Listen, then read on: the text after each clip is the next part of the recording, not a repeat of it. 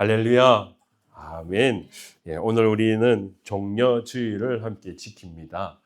예, 오늘 그 주 앞에 그림을 보시면은 예수님께서 예루살렘에 입성하는 그런 장면, 뭐 어디나 인터넷이나 어느 곳에 가면 다 볼 수 있는 그런 그림입니다. 예, 그래서 오늘 우리가 보면은 예수님의 제자들뿐만 아니라 많은 사람들이 마주 나와서 종려 가지도 들고 호산나, 호산나, 호산나 막 그럽니다. 제가 이거 주일날 교회에서 우리 그 호산나 합시다 하고 막 뒤에 갖다 놓고 종려가지나무 갖다 놓고 이렇게 갖고 가라니까 어른들은 쑥스러워서 가지고 가지도 않아요. 그래서 어린이들하고 같이 다 예를 들면 애들은 호산나 호산나 흔드는데 어른들은 쑥스러워서 아이 내가 이 나이에 내가 하리. 나 그렇게 보면 우리 보는 그런 거 있잖아요. 우리 고정관념 어른들. 그래서 이제 지금 이제 예수님 입성할 때 보면 사실 그렇지 않았던 것 같아요.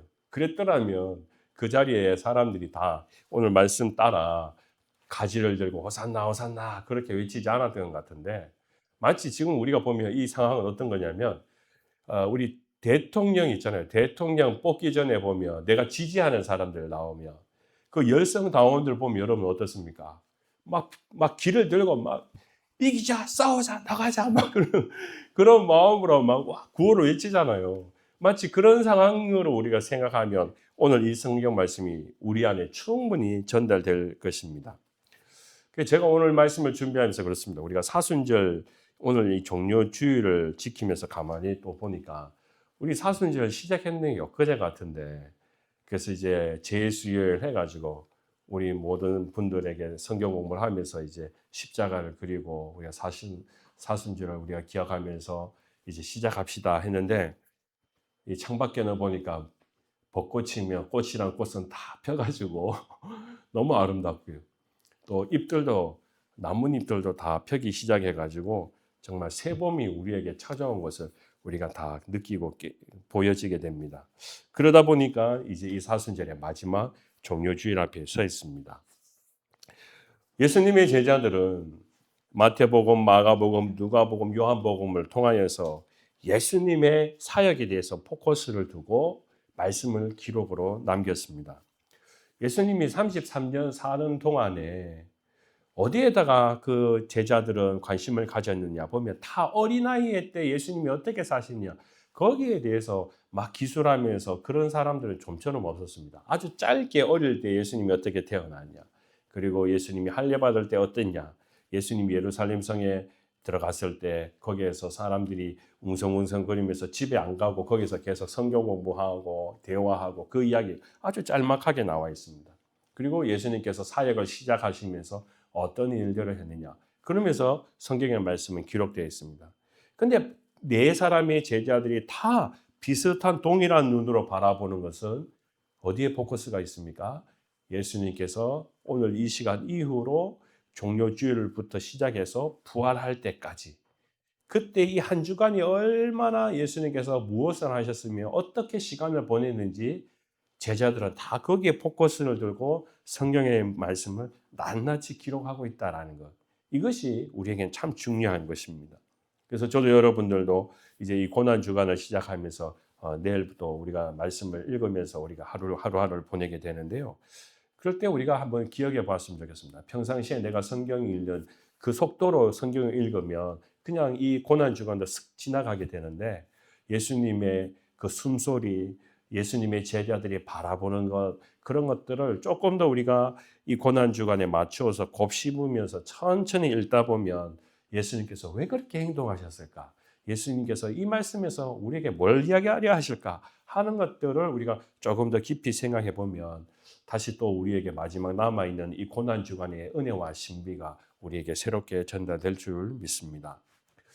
그래서 오늘 저와 여러분 제가 이제 오늘 이 말씀 이제 이 종료주일에 예수님께서 첫 번째 예루살렘에 입성하시면서 하셨던 또 기록으로 남겨져 있는 이 말씀을 읽으면서 저와 여러분은 너무나 잘 알고 있습니다. 종료주일 그러면 제가 처음 이야기 드린 것처럼 예수님 제자들과 사람들이 나와서 다 예수님을 환영했다.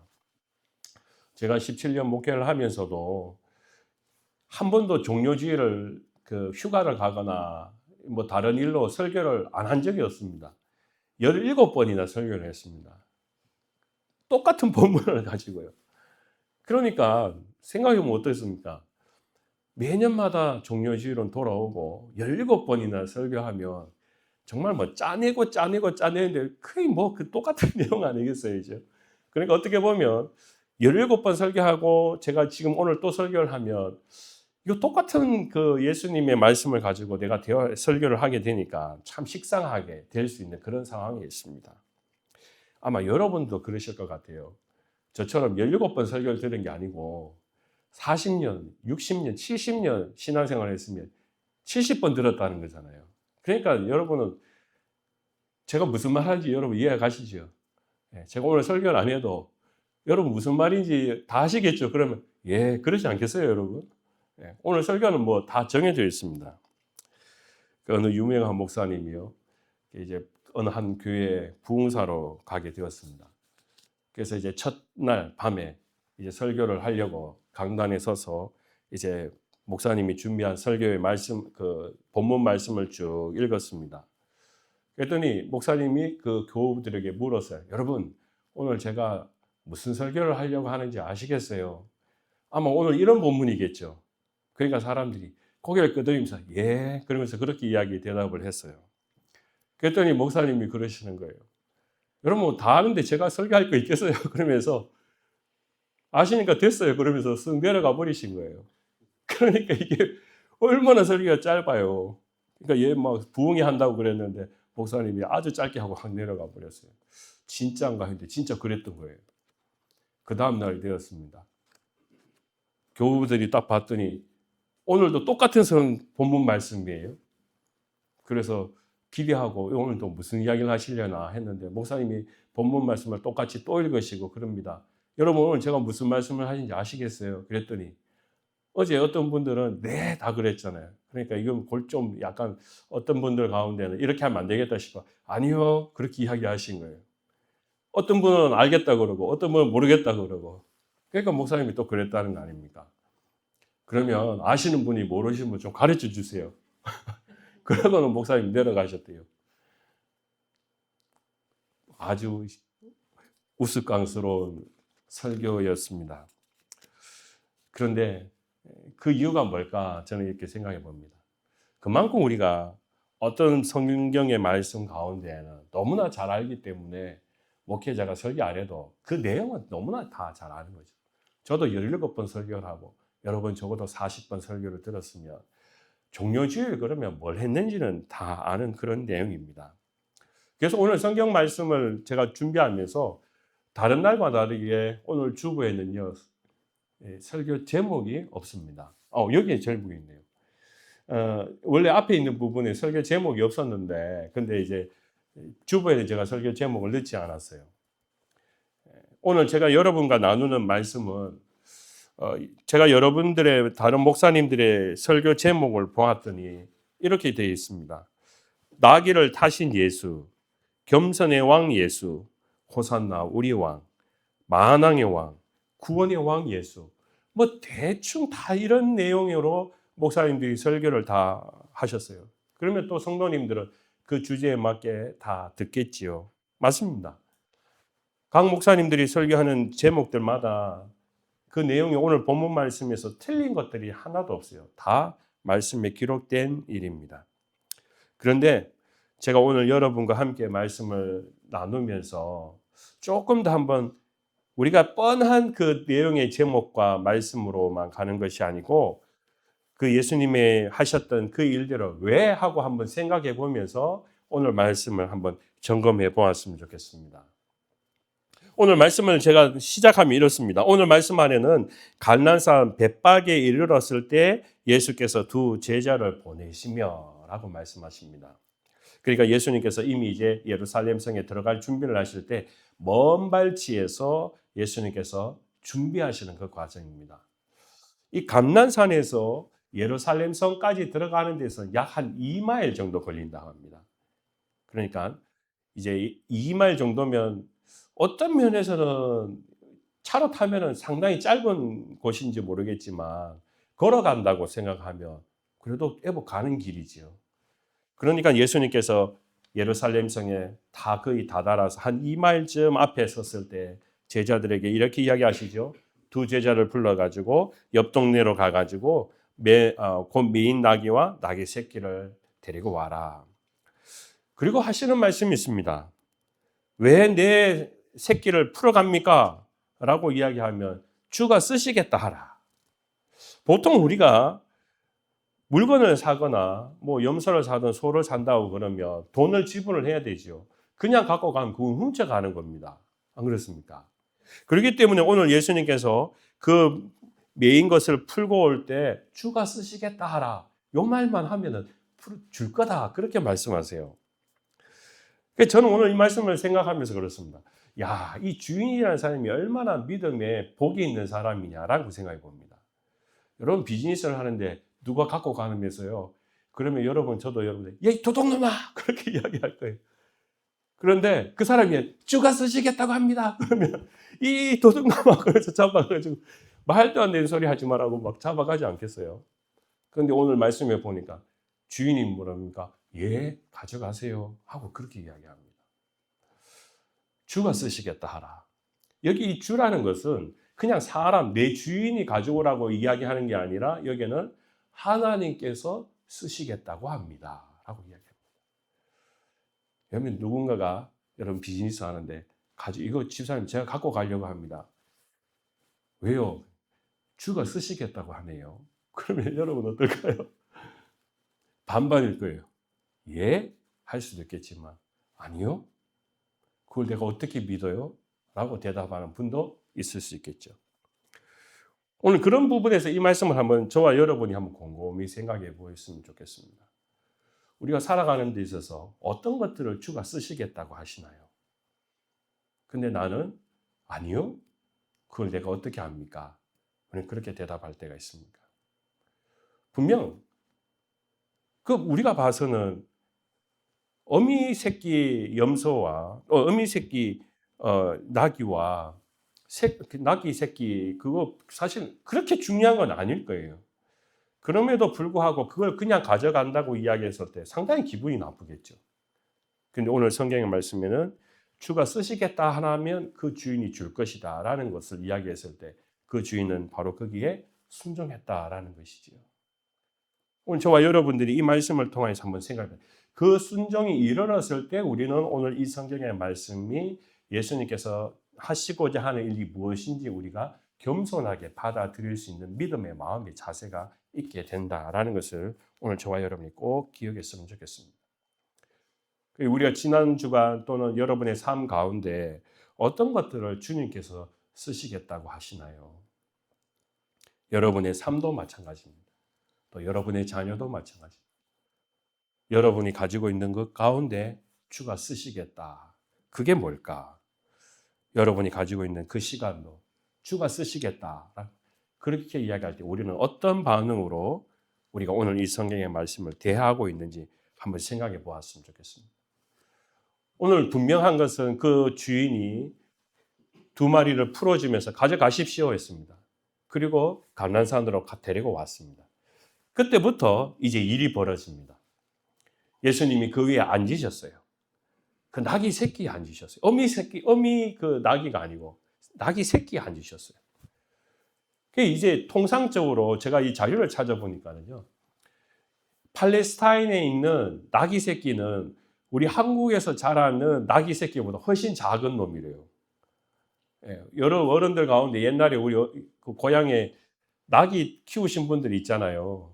그럼 여러분이 보셨는 상상을 해보면 한 요 정도 높이다 그렇게 이야기하면 팔레스타인에서 쓰는 나귀 새끼라는 개념 훨씬 더 작은 거예요. 그렇게 생각해 보면 여러분 어떻습니까? 이 볼품이 없는 그런 겁니다. 제가 예전에 제 친구가 이제 그 스쿠터라는 여러분 스쿠터가 뭔지 아세요? 오토바이는 아닌데 한 40mm 되는 엔진을 가지고 타는 스쿠터가 있었어요. 그래서 친구가 그러는 거예요. 야, 너 저거 한번 타봐라. 그런 거예요. 재미로. 근데 제가 그걸 앉아보려고 하니까 덩치는 이런 사람이요. 그때 10대였으니까 덩치도 크거든요. 스쿠터에 앉아있는 폼이 제가 이거 아닌 거예요. 뭐 애들 장난감도 아니고 막 그래가지고 나는 스쿼트 안 앉는다 그러면서 막 그랬던 적이 있었어요. 제가 적어도 앉으려 하면 어떤 거에 좀 앉으면 좋을까요? 할리 데이비슨. 예. 지나갈 때 보면 여러분 차 운전하다 보면 옆에 붕붕붕붕붕붕붕붕붕붕 그러면 어떻습니까? 그래도 내가 좀 자켓 입고 딱 머리에 선글라스 끼고 이렇게 가면 그래도 있어 보이지 않겠어요, 여러분?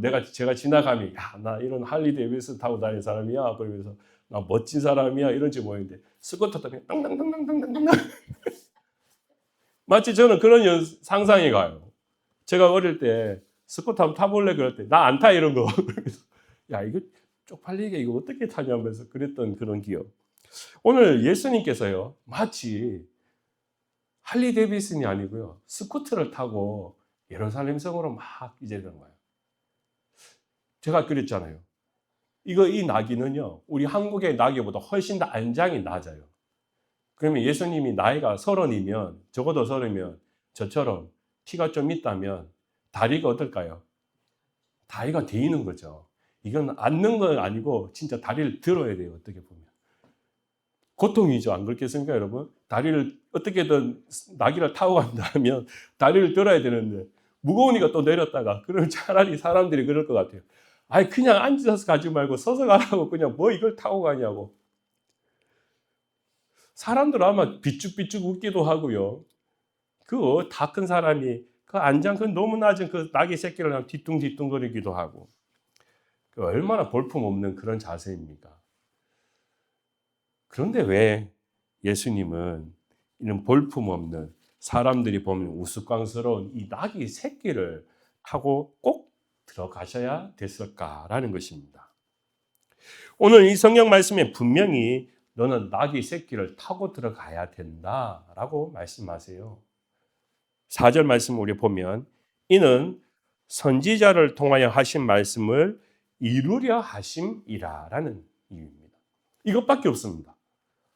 선지자를 통하여서 하신 말씀을 이루려 하심이라. 그걸 이루려 하니까 예수님께서 나귀 새끼를 타고 간 것이지 예수님이 나귀 새끼에 적응 얘가 좋은 것 같아 또는 즉흥적으로 그냥 나귀 새끼 가지고 와라 이랬던 것이 아니라는 것입니다. 그래서 마태는 5절 말씀에 그 이유를 분명히 써놓았습니다. 이 말씀은 이사야 62장 11절 말씀에도 언급되어 있고 스가랴 9장 9절 말씀에도 언급되어 있는 우리가 오실 메시아 구원의 왕은 어떤 분이냐라고 이야기했을 때 오늘 말씀에 스가랴 9장 9절 말씀이 그대로 기록되어 있습니다. 우리 같이 한번 한 목소리를 읽어볼까요? 시작. 시온의 딸에게 이르기를 내 왕이 내게 임하나니 그는 겸손하여 낙이 곧 멍에 매는 짐승의 새끼를 탔도다. 아멘. 예수님께서는 이사야 말씀도 읽으셨고 스가랴의 말씀도 읽으셨습니다. 그 말은 뭐겠습니까? 예수님이 오신 목적이 무엇인지 분명히 말씀에 기록되어 있으니까 그 일을 이루게 하기 위해서 예수님께서 볼품없는 안장도 앉을 수 없는 그런 나귀 새끼를 타셨다는 그 단 하나의 이유밖에 없습니다. 왜요? 그것은 선지자의 약속을 이루신다라는 겁니다. 여러분 우리가 성경의 말씀은 무엇이라는 겁니까? 하나님께서 우리를 사랑하신다라는 것이 말씀을 통하여 이루어진 것을 우리는 믿는 것입니다. 우리는 그것밖에 없습니다. 만약에 선지자가 우리에게 이야기한 것이 실제로 일어나지 않으면 우리는 성경의 말씀을 따르고 이걸 믿고 갈 이유가 있습니까? 고난이 오면 말씀을 붙들 이유가 있습니까? 없습니다. 제가 어제도 잠깐 그런 이야기 드렸습니다만은 주중에 이제 그 16살 된 아이가 이제 응급실에서 이제 진단을 받았어요. 그 이제 림프암에 걸린 거예요. 그러니까 이제 애가 와르르 마음이 무너지고 엄마도 마음이 무너지고 그 소식을 들으니까 그 두 사람이 막 그 방 안에서 막 울고 있더라고요. 그 엄마의 가슴도 찢어지는 거죠. 그 아이도요. 그렇게 이야기해요. 제가 도닥거리면서 어떠냐 그랬더니 살고 싶다고 그러는 거예요. 살고 싶다고. 그래서 제가 물어봤어요. 혹시 하나님 믿니? 라고 물어봤어요. 아니요. 아니요. 그러니까 이걸 어떻게 위로해야 될지 힘이 생기지 않는 거예요. 하나님을 믿는다면 제가 성경의 말씀을 또 목사로서 위로하고 엄마에게도 격려하겠는데 엄마도 신앙생활 하다가 안 한대요. 아이는 하나님도 몰라요. 미국 아이인데. 그러니 이 아이를 어떻게 위로해서 이 수술 앞으로 이제 치료하는 그 과정으로 건너갈 수 있느냐. 저도 이제 갑자기 브레이크가 탁 오는 거예요. 탁 그냥 끊어지는 느낌 있죠. 전기가 가다가 탁 끊어지는 느낌. 당황스러운 거죠. 저는 그런 것 같아요. 우리가 신앙생활 하는 데 있어서 하나님이 있다고 우리가 그 신앙을 믿고 가는 사람과 그냥 내만 의지하고 살아가는 사람은 완전히 인생이 다르다는 거죠. 만약에 어떤 고통과 어려움이 왔을 때 하나님을 믿는 사람은 우리가 그 안에서 힘을 얻고 용기를 얻고 왜요? 우리 말씀을 믿기 때문에 선지자가 하신 말씀을 이루려 하심이라 그것이 수백 년이 지난 뒤에도 우리에겐 이루어지는 그 역사를 믿기 때문에 격려하기도 하고 또 함께 기도하고 이겨가자고 이야기합니다. 그런데 하나님의 대상이 없어요. 하나님을 믿는 게 없어요. 그러면 그 사람을 어떻게 내가 위로를 시킬 수 있습니까? 우리가 그렇습니다. 하나님 믿지 않는 사람은 우리가 아무리 말로 위로하려 해도 위로가 안 됩니다. 그게 차이입니다. 그게 우리가 고통이 없을 때는, 아프지 않을 때는, 우리가 염려가 없을 때는 다 똑같이 보여도 하나님이 믿는 것과 하나님을 믿지 않는 사람에게 우리가 서로 대화를 하는 것에 대해서 이거는 고통을 당할 때 완전히 달라지는 거예요. 오늘 이 말씀도 그렇습니다. 사람이 누구입니까? 라고 하면 우리 모든 사람은 죄를 가진 고통을 받는 사람들입니다. 그런데 예수님께서 이 고통을, 사람의 고통을, 죄의 문제를 해결하시기 위해서 이 땅에 선지자의 약속을 이루게 하기 위해서 내가 낙타를 새끼를 타고 낙의 새끼를 탄다고 말씀하시는 것은 우리는 아멘이죠. 그런데 선지자의 말씀 우리가 모르고 그걸 믿지 않으면 우리는 뭐 예수님이 낙의를 타든 뭘 하든 그게 무슨 상관이냐? 나하고는 전혀 상관없는 그런 이야기가 되어버린다는 겁니다. 오늘 저와 여러분들은 믿는 자에게는요. 오늘 이 4절 말씀은 우리에게 분명한 믿음의 확신입니다. 선지자를 통하여 하신 말씀을 이루려 하시기 위해서 주님께서는 사실 별것 아닌 그 낙의 새끼를 타셨다라는 거예요. 그래서 우리가 종종 예수님은 겸손하셔서 예수님은 이제 섬김을 하시기 위해서 낙타 새끼를 탔다. 저는 그렇게 생각하지 않습니다. 그리고 그거는 이제 우리가 눈으로 보는 거죠. 오늘 말씀에 겸손하셔서 그렇게 되어 있죠. 그런데 중요한 것은요. 선지자의 말씀을 이루시기 위해서 하나님께서 왜 낙이 새끼를 주셨느냐? 겸손하기 위해서. 왜 겸손입니까? 십자가에 죽는 것이 영광을 위해서 죽는 겁니까, 여러분? 아닙니다. 십자가에 죽는다는 것은 죄된 사람들이 죽는 것입니다. 아니요. 죄 중에도 아주 극형에 있는 사람이 죽는 겁니다. 그렇기 때문에 예수님께서 그 십자가를 죽으시려 하면 겸손하시지 않으면 예수님께서 그걸 하시겠어요? 보통 사람으로는 죄 없으신 분이 십자가에 죽지 않습니다. 그렇기 때문에 오늘 이 성경의 말씀에는 겸손하셔서라는 것은 예수님께서 가장 사람의 마지막 그 사람이 낮춘다 해도 낮출 수 없는 부분까지 예수님은 낮아지셔서 십자가를 지셨다라는 것을 의미하는 그런 부분이지요. 그런데 우리에게는요. 예수님이 겸손하셨다라는 것으로만 우리가 해석되는 것이 아니라 선지자의 말씀을 이루기 위하여서 주님은 오늘 이 예루살렘 성에 들어가실 때 할리 데이비슨을 타고 들어간 게 아니고 스쿠터, 낙이 새끼를 타고 들어가셨다. 그런 말씀이 됩니다. 저와 여러분에게도 분명합니다. 우리가 가는 인생길에는요. 분명히 성경의 말씀처럼 선지자를 통하여 하신 하나님의 말씀은 우리의 삶 가운데도 이루어진다는 거예요. 그 시간이 늦어지고 그 시간이 천천히 간다 할지라도 선지자께서 주신 그 말씀은 절대 어긋나거나 벗어나거나 잘못된 것이 하나도 없다. 이게 하나님의 말씀입니다. 진리입니다. 저는 그것을 믿습니다. 저도 여러분들도 오늘 우리 조이풀 교회가 가는 길 가운데 선지자를 통하여 하신 말씀이 우리 교회를 통하여서 앞으로 하여야 할 일들이 그것은 꼭 반드시 하나님의 역사 가운데 이루어질 줄 믿습니다. 아멘. 자, 오늘 말씀은 그래서요. 예수님께서 그 나귀 새끼를 타고 올라가십니다. 계속 가십니다. 사람들은요, 호산나, 호산나 했습니다. 호산나의 뜻은 무엇입니까? 우리를 구원하소서라는 뜻입니다. 우리를 구원하소서. 그래서 여러분 설교 말씀을 들어보셔서 아시죠? 여기에서 이 사람들이 말하는 호산나는 어떤 뜻이었습니까? 세상의 왕이죠. 우리를 구원하실 세상의 왕. 그래서 그 근거가 어디 있습니까? 오늘 성경 말씀에. 이 사람들이 호산나 하고 다윗의 자손이여 찬송바리로다 주의 이름으로 오시니 이여 가장 높은 곳에서 호산나. 그런데 왜 우리는 이 호산나의 이름을 세상의 왕이라고 정치적인 왕이라고 우리가 해석을 합니까? 어디서 근거를 오늘 가질 수 있을까요? 제가 여러분과 함께 그래서 오늘 말씀을 여러분 한번 생각해 보겠습니다. 제가 그 예전에 말씀을 읽으면서 여기에 이런 말씀이 있었구나 한 것이 있었습니다. 요한복음 6장 15절 말씀 우리 한번 가볼까요? 돌아오실 것을 생각하고 요한복음 6장 15절. 지금 어떤 상황이 벌어지고 있는지 한번 보십시오. 요한복음 6장에는 요한이 예수님께서 오병이어 5천 명이나 되는 사람을 먹이시는 정말 우리가 불가사의한 기적이 일어나는 그런 장면이 있습니다. 그 장면을 봤던 제자들입니다. 그리고 난 뒤에 15절에 이렇게 이야기합니다.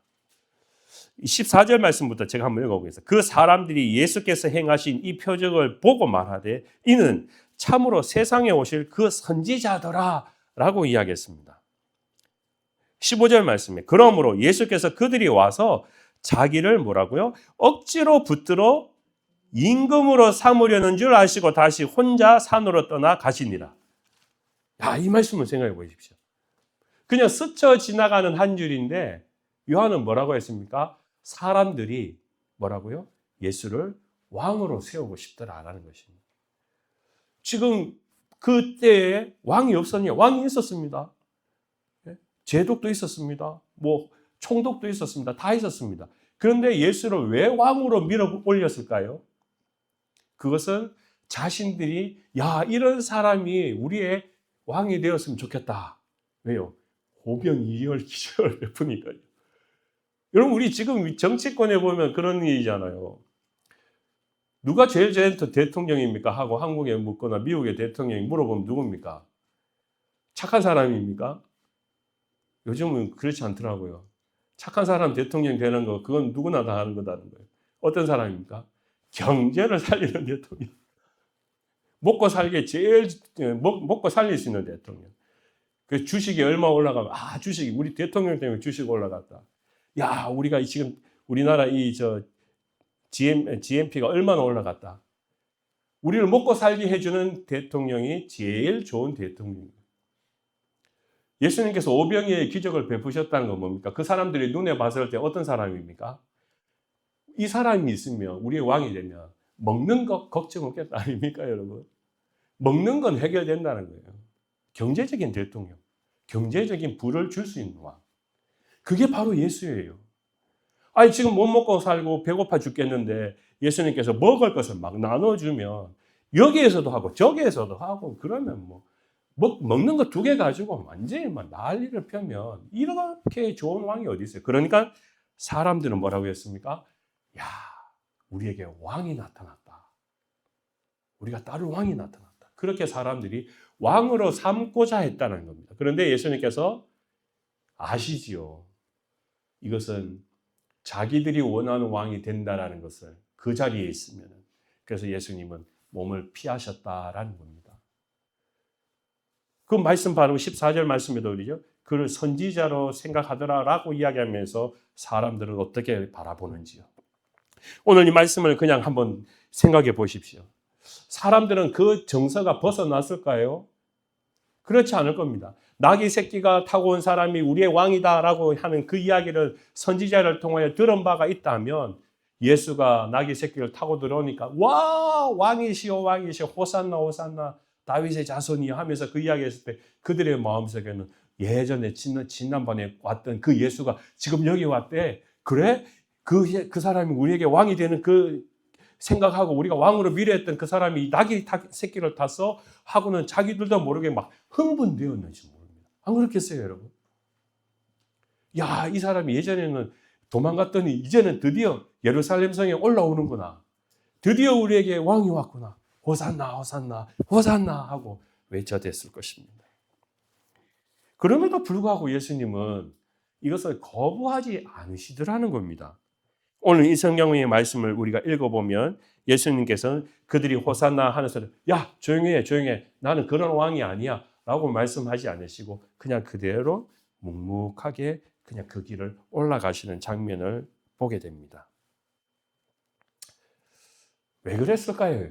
왜 예수님은 이것을 그냥 가만히 두셨을까요? 분명히 처음에는 난 그런 왕이 아니야 라고 주님께서 피하셨는데 오늘은 왜 예수님께서 그냥 묵묵히 지나가게 되셨을까요? 우리가 생각하는, 우리가 기대하는 왕은 예수님도 아시는 거예요. 제가 봐서는요. 그건 이제 곧 끊어진다는 걸 아는 거예요. 언제입니까? 며칠 안 남았는 거예요. 그 기대는 월요일, 화요일, 수요일, 목요일 지나면 그건 다 물거품처럼 지나가는 겁니다. 왜 그렇습니까? 사람들은 흥분되어서 이 사람이 앞으로 이제 정세를 바꿀 대통령이 되고 왕이 될 것이라 생각했는지 몰라도 우리가 잘 알다시피 고난주간 목요일 날 밤에 잡히시고 금요일 날 십자가에 돌아가시는 그런 장면을 봅니다. 그러면 그렇게 오늘 외쳤던 그 사람들이 예수가 십자가에 죽었다라는 이야기를 들으면 어떻게 되겠습니까? 완전히 그의 기대들은 다 물거품처럼 지나가게 됩니다. 여러분 혹시 생각나세요? 대통령 선거 있을 때마다 우리가 지지하는 내 마음속에 이 사람이 대통령이 돼야 돼 라고 했는데 그 사람이 대통령 되지 못했어요. 낙선했어요. 떨어졌어요. 그러면 여러분 마음은 어떠십니까? 내 마음속에 저 사람 꼭 돼야 되는데 했는데 떨어졌어요. 그러면 어떻습니까, 여러분? 그 하루 이틀 정도는 이거 살맛 안 나네 혹시 그런 분 계셨지 않으셨어요? 저는 그랬어요. 우리가 세상의 눈을 본 대통령도 내가 생각했는 사람이 안 되면요. 오늘 그 사람이 됐어. 그리고 우리 내가 생각했는 사람이 안 되면 우리는 낙담을 합니다. 허무함에 빠지기도 합니다. 사람들이 지금 호산나 외치지만 예수님은 사실 며칠 지나면 이제는 그것이 계속해서 내가 이 세상에 십자가 죽음 없이 사는 것이 아니라 그 사람들이 허무한 꿈을 꾸면서 예수님 바라보는 게 사는 게 아니라 이제 그것은 이제 끝난다라는 거예요. 끝난다. 그들이 생각했던 왕은 금요일 날 되면 다 끝나버립니다. 십자가의 죽으심으로 말미암아 그 사람들이 생각했던 왕이나 대통령은요 그냥 허무하게 죽어버리는 거예요. 그렇기 때문에 오늘 이 성경의 말씀 보면 예수님은 더 이상 이 사람들이 왈가불가하는 것에 대해서 흔들림 없이 그냥 예루살렘 성으로 올라가십니다. 근데 여기에 참 재밌는 것이 있습니다. 뭐냐 하면 이 사람들이 그냥 소리만 외친 것이 아니고 그들이 호산나 하면서 뭘 했습니까? 종려가지를 흔들었다라는 겁니다. 종려가지. 그 종려가지는 어떤 의미를 가지고 있습니까? 혹시 여러분 아십니까? 종려가지는요. 나중에 앞으로도 기억하신다면 종려가지는 승리를 담고 있습니다. 승리. 그래서 예루살렘 유대 사람들은요. 항상 구약 말씀에도 그렇고 보면 종려나무는 특별한 의미가 있습니다. 승리를 의미합니다. 왜 승리이냐? 이스라엘 백성들이 광야길을 지나갈 때도요. 광야길 가운데 있었던 이게 우리에게 거늘망이 되면서 심을 지었던 게 뭐냐? 그러면 그게 바로 종려나무였어요. 사막 가운데에도 든든히 버티고 그 사막에서 죽지 않고 살아있는 나무가 종려나무였어요. 그러다 보니까 이 사람들은 그 종려나무가 그들에게는 생명을 유지하는 어떤 상징적인 의미를 가지고 있습니다. 제가 여러분께 한 가지 보여드리겠는데요. 그림을 하나 보여드릴게요. 이 그림은요, 유대 사람들이 쓰고 있는, 지금 현재 쓰고 있는 세겔이라는 동전입니다. 우리가 보면 성경 말씀에 세겔이라고 이야기하지만 이게 세겔입니다. 동전입니다. 동전에 우리 보면은 앞 뒷면이 있잖아요. 동전의 뒷면에 보면 저게 그렇게 그려져 있어요. 저게 뭡니까? 저게 종려나무예요. 그러니까 그 의미가 있는 거죠. 이스라엘 유대인들에게 있어서는 저 종려나무가 동전에 있을 만큼 상징의 의미가 있다는 거예요. 승리. 끝까지 사막 가운데도 죽지 않고 살아있는 존재. 그게 바로 종려가지. 그러니까 오늘 성경 말씀에도 예수님을 환영했던 사람들이 그 종려가지를 막 흔들면서 호산나, 호산나, 호산나 했다. 그래서 제가 성경 말씀을 좀 더 찾아봤습니다. 우리 구약 성경 말씀 1216면에 있는 말씀인데 에스겔서 40장 말씀 우리 한번 보겠습니다. 구약 성경에 지금 우리 유대인들이 어떻게 썼는가를 보았을 때 1216면에 있는 에스겔서 40장 26절 말씀 한번 보면 이렇게 기록되어 있습니다. 그 40장에는요. 미래에 세워질 성전에 관한 이야기가 기록되어 있는데 거기에 보면 모든 방과 문, 벽에 뭐가 그려져 있는가라는 겁니다. 뭐가 새겨져 있을 것인가. 26절 말씀, 에스겔서 40장 26절 말씀 우리 같이 한번 읽어볼까요? 찾으신 분들 한번 읽어보겠습니다. 시작. 또 그리로 올라가는 7 층계가 있고 그 안에 현관이 있으며 또 이쪽 저쪽 문벽 위에 종려나무를 새겼으며. 그러니까 이게 우리가 보면 그러잖아요. 뭐 히스토리한 그런 건물들 보면 그냥 아무 그림 갖다 놓는 게 아닙니다. 그 역사와 그 나라를 상징하는 의미들이 다 있는 의미 있는 그림이나 뭐 벽 하나 그런 것들을 그리죠. 여기 보면 종려나무가 그려져 있다라는 겁니다. 지금 동전에 있는 저 그림이 바로 그 옛날 시대, 에스겔 시대에도 그걸 그려놓는 그 성전이 있게 된다라고 우리에게 선포하고 있습니다. 자, 또 한번 찾아볼까요? 요한계시록 7장 9절 말씀합니다. 이거는 요한계시록 우리가 알다시피 마지막 때를 의미하지 않습니까? 마지막 때에 어떠냐? 요한계시록 7장 9절 말씀 찾아보시면 신약성경 406면에 있는 말씀입니다. 7장 9절 말씀 한번 읽어볼까요? 시작. 이 일 후에 내가 보니 각 나라와 족속과 백성과 방언에서 아무도 능히 셀 수 없는 큰 무리가 나와 흰옷을 입고 손에 종려가지를 들고 보좌과 어린 양 앞에 서서 큰 소리로 외쳐 이르되 구원하심이 보좌에 앉으신 우리 하나님과 어린 양께 있도다 하니. 아멘.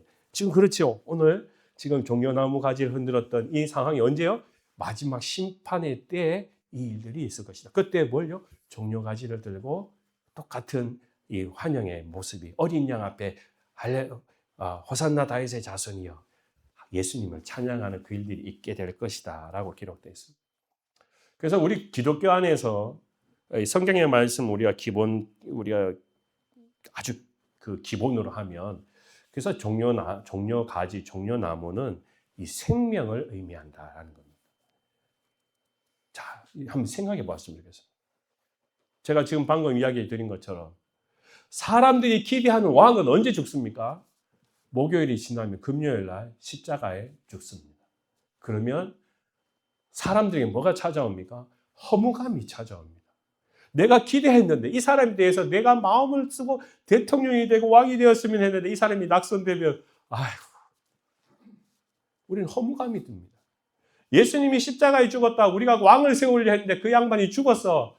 아이고 이제 뭐 희망 없네. 그렇지 않습니까? 그런데 성경의 말씀은 종려가지를 흔들었다. 종려나무는 뭐라고요? 승리를 외친다는 거예요. 승리. 이게 우리가 봐서는 예수님이 육신의 몸으로는 죽었기 때문에 절망이지만 예수님께서 죽으셨다가 다시 우리에게 부활하심으로 말미암아 우리에게 영원한 승리를 회복시키십니다. 아멘. 우리의 변치 않는 하나님의 그 사랑과 은혜가 예수님이 죽으신 그 금요일날 밤에 사람들의 소망은 다 잃어버렸는지 몰라도 다시 우리에게 그 승리를 회복시키신 분이 바로 예수 그리스도시라는 거예요. 그렇기 때문에 오늘 이 성경의 말씀은 예수님께서는 그 과정을 모르시겠어요? 다 아시는 거죠. 그래서 예수님께서는 그들이 비록 지금은 잠깐 목요일 날 십자가에 금요일 날 죽을 예수에 관하여서 세상의 왕이여 하면서 외쳤는지 모르지만 주님은 아시는 거죠. 내가 다시 돌아온다. 부활하여서 너에게 영원한 승리를 줄 것이다. 그냥 주님은 그 과정을 지나가신다는 거예요. 그래서 우리는 이 모든 상황을 이제 알기 때문에 이 종려주일은 우리에게 중요한 주일이 아니겠습니까? 사람들이 찾는 왕과 하나님께서 이 땅에 보내신 구원의 왕은 다르다는 것이죠. 사람의 왕은 그걸 우리가 뽑았기 때문에 좋아하다가 그 사람이 낙선이 되고 왕이 안 되면 실망하고 자초하고 이제 희망이 없네 하고 그냥 그들의 꿈이 없어지지만 하나님께서 보내신 메시아 예수 그리스도는 부활을 통하여서 우리에게 변하지 않는 마지막 승리를 주시는 분이 바로 예수 그리스도시라는 겁니다. 그건 뭡니까? 선지자를 통하여 우리에게 약속하신 말씀을 이루려 하심이라는 거예요. 그래서 예수님은 낙이 새끼를 타신 겁니다. 저와 여러분들은 오늘 이 성경의 말씀을 우리가 꼭 기억해야 됩니다. 하나님께서는 선지자를 통하여 우리에게 주신 그 약속을 이루신 분이십니다. 아멘. 자, 그래서 오늘 말씀 우리 한번 찾아보고 말씀을 맺도록 하겠습니다. 자, 요한 1서 5장 4절 말씀 오늘 우리에게 마지막으로 하나님께서 우리에게 권면하는 말씀으로 함께 받고 마치겠습니다. 요한 1서 5장 4절 말씀 스크린에도 잠깐 준비되어 있는데요. 우리 같이 한번 말씀을 한 목소리로 읽어보겠습니다. 시작. 무릇 하나님께로부터 난 자마다 세상을 이기느니라. 세상을 이기는 승리는 이것이니 우리의 믿음이니라. 아멘. 할렐루야. 아멘. 세상을 이기는 힘은 승리는 무엇입니까? 우리의 믿음이니라. 믿기 때문에. 주님을 따라가기 때문에. 그렇기 때문에 우리는 그 안에 승리가 있습니다. 만약에 우리가 이것을 모르는 사람과 대화하다가 아무리 내 말로 위로하려 해도 할 수가 없어요. 세상을 이길 수 있는 그 승리의 비법을 모르는 사람과 대화를 해보면 잠깐의 말로는 그 사람을 위로할지 몰라도 그 사람에게 영원한 위로는 되지 않습니다. 그렇지만 우리 믿는 자에게는 하나님의 변함없으신 이 승리, 그것은 곧 우리의 믿음 안에서 이루어지는 것을 우리가 믿기 때문에 예수님은 이 일들을 위해서 이 예루살렘 성을 올라가고 계십니다. 저도 여러분들도 다시 한번 이 세상을 이기는 힘은, 승리는 바로 이 믿음에 있다는 것을 변치 않고 저와 여러분이 굳건하게 이 한 주를 지켜가면서 승리하는 여러분 되시길 주님으로 축원합니다. 기도하겠습니다. 아버지 하나님, 오늘 이 시간